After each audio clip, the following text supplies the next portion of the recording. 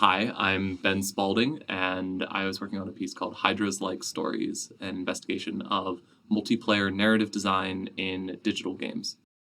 So, Hydras Like Stories is a investigation of how we can tell better stories for multiplayer narratives in digital games.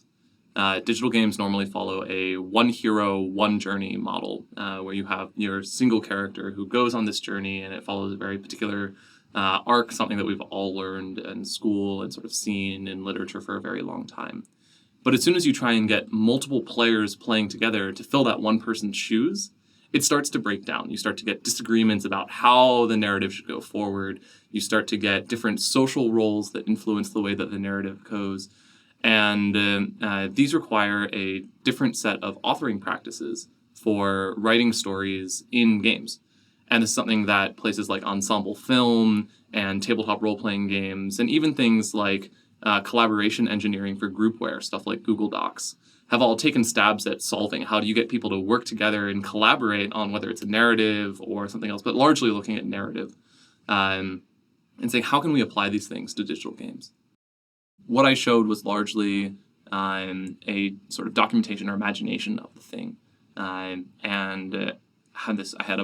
brought a zine, a critical tools sort of research zine that sort of explained the project of critical tools and was something for people to read. And people would approach the sort of podium, which had all of these pamphlets and sort of text on it. And they'd stand over it and look at the projection screen ahead, and they'd start to wave and expect like a Connect or something to be like, hey, like where's the digital media? Like where's the digital art here? And so that was a really cool thing that came out of it as well, is sort of seeing these expectations of interactivity and the way that they fit into or don't fit into sort of scholarly research practices and artistic sort of research as a design research process.